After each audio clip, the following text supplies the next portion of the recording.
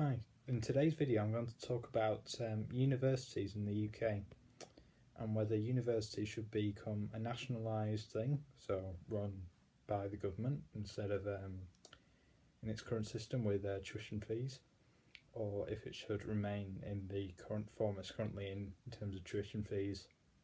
However, before I start that, I'd like to apologise in my last video I just did about Sunni Islam, because I made a mistake in the video. I made two mistakes. First of all, I turned the camera midway through. That caused technical fault, so I apologise for that. I didn't know this was going on when I was filming it. I thought everything was going okay, but it turned out it wasn't.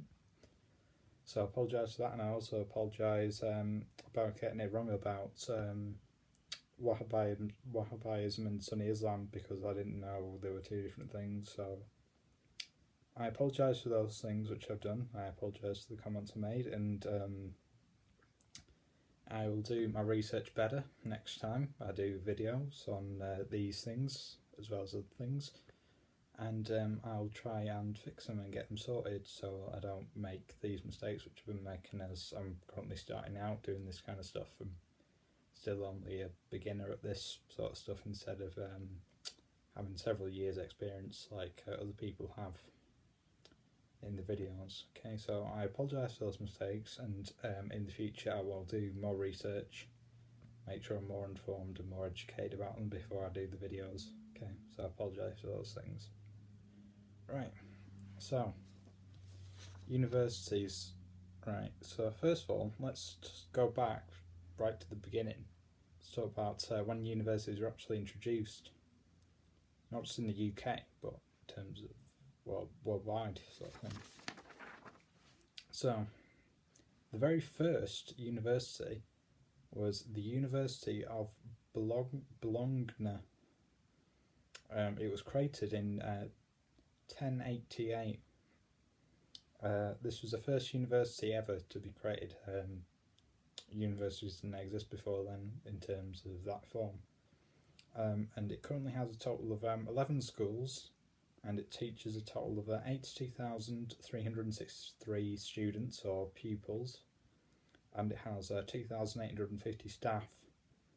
And of these 82,363 students, 52,787 are undergraduates, and the remaining 29,576 are postgraduates. Okay.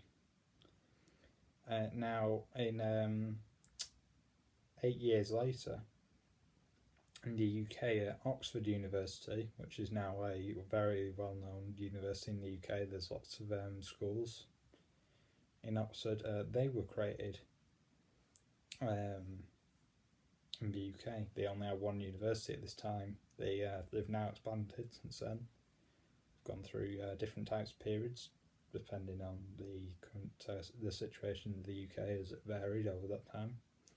But currently, in its current form, present day, has a total of 22,602 students and 1,791 staff members at the university, and 11,603 are undergraduate students, and the remaining 10,499 postgraduate students in the university. Okay. While Cambridge University, which is the other well-known university, Oxford and Cambridge, two very hard to get into because there's not a massive amount of students who go to those universities compared to overall students who apply and get accepted in universities. Not a very high amount. It was established in 1209, and they have students teaching there as well. I don't know the figures in that, I apologise for that, but yes, they have students who go there as well. Probably imagine it's around the same or similar sort of figures as the Oxford.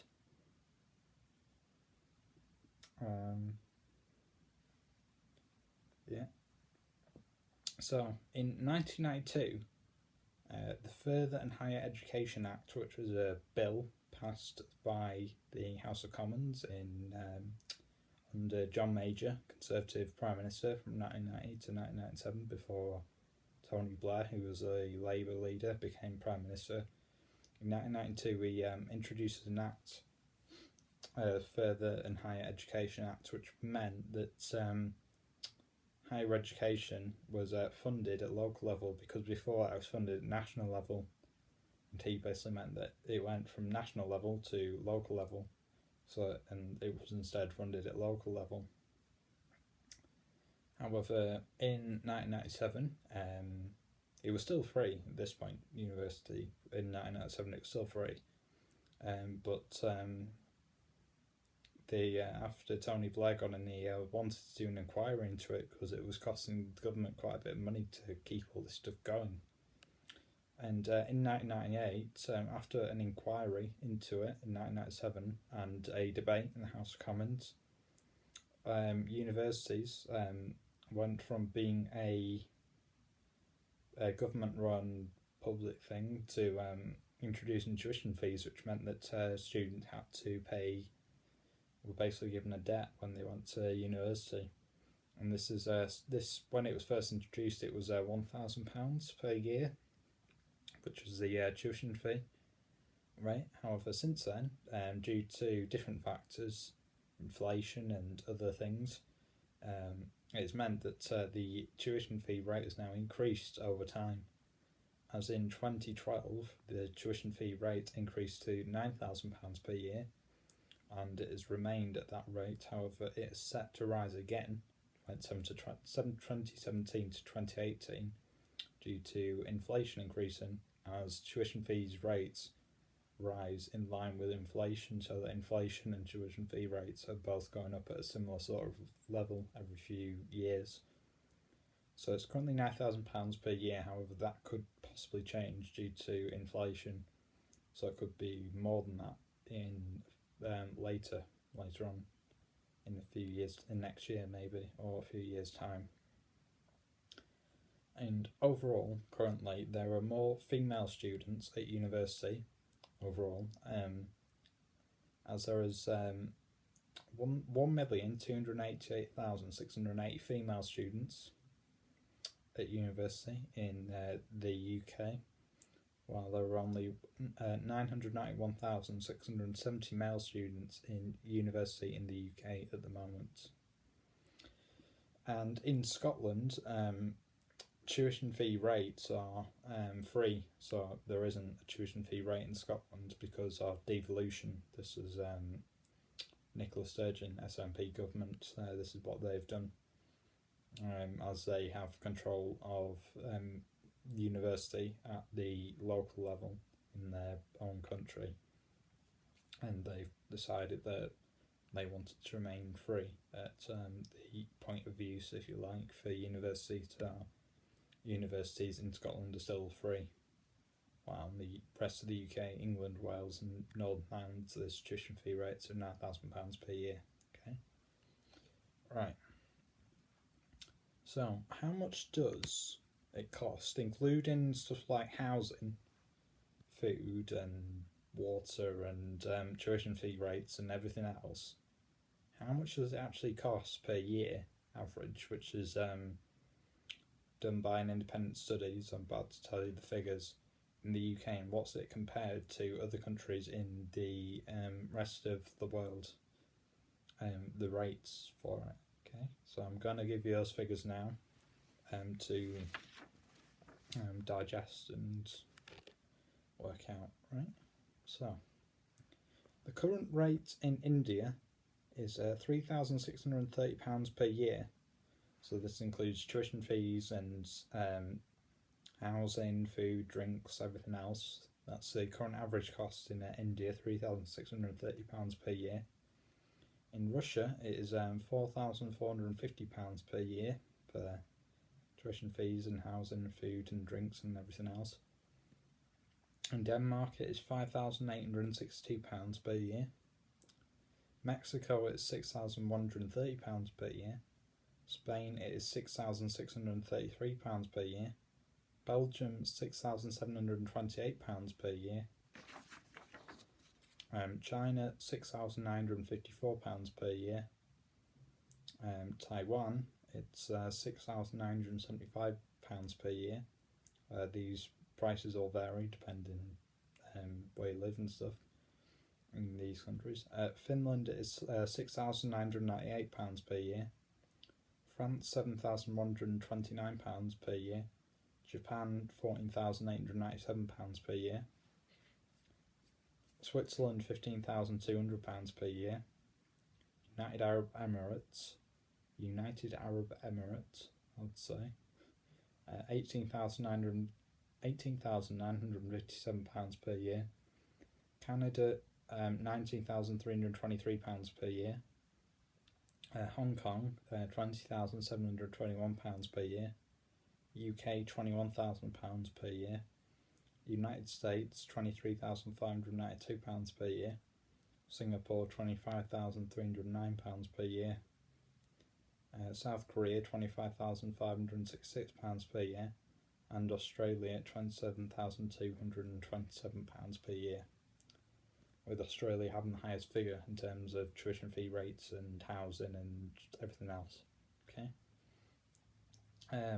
These figures all probably vary, like depending on where you live. Like, for example, in terms of the UK, if you live in London and doing a university course, it'll probably cost more money because housing and food and everything else.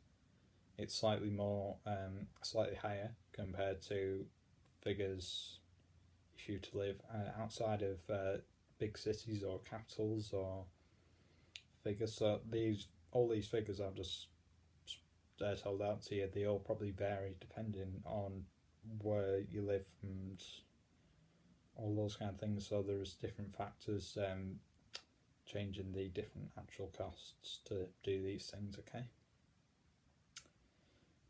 And as I mentioned earlier, as of 2015 to 2016, there was 2,280,000 people in the UK who were doing higher education or universities. Okay, at university, and 1.75 million of these people were undergraduates at university, while the remaining 532,970 were postgraduates in universities in the UK. Now, I did some calculations after I got those figures, and I worked it out in terms of tuition fees. So if you were basically to get rid of tuition fees altogether and basically make it under the government system, just to eliminate tuition fees altogether, I did a calculation. So I did the amount of people who were in education, 2,280,000, and I multiplied that by £9,000 per year, which is how much tuition fees cost for one student who goes to university, and that came to a very high number of £20,520,000,000. So if the UK was to get rid of tuition fees altogether, just scrap them completely, it will cost the UK economy an extra £20,520,000,000 per year just to do that. Now, Jeremy Corbyn and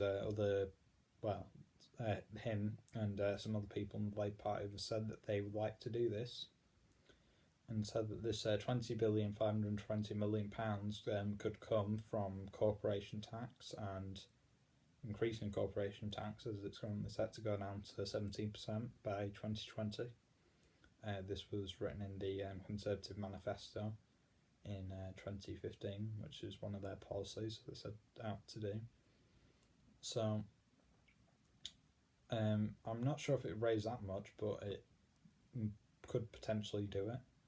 As in, he also stated that he would like to raise national insurance in the UK as well to help fund this £20,520,000,000 to scrap tuition fees. However, also as well, if you think about it as well, just to get rid of tuition fees, yeah, that will cost £20,520,000,000.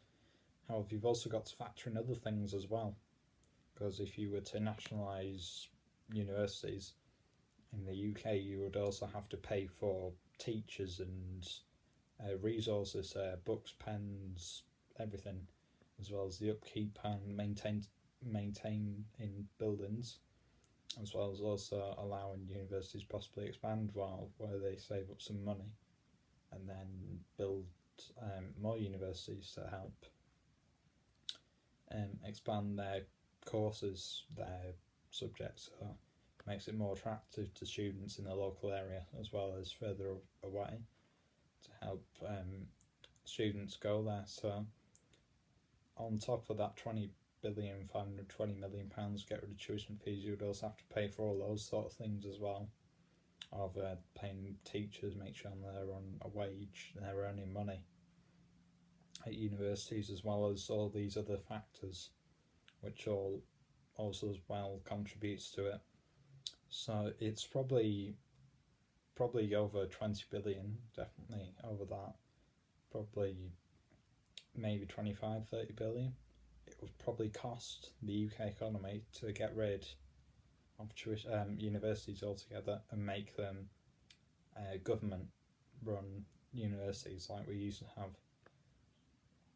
That's how much it could potentially cost to do all these things, to nationalise universities in the UK, get them running under government systems.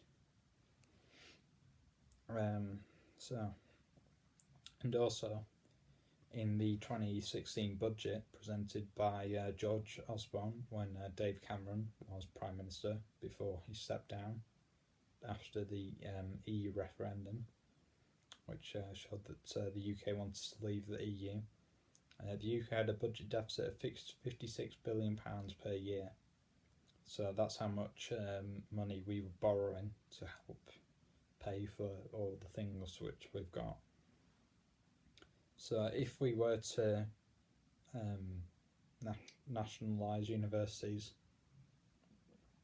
you'd be adding an extra £20 billion on top of that 56 billion, maybe more than that. So it would cost a considerable amount more money.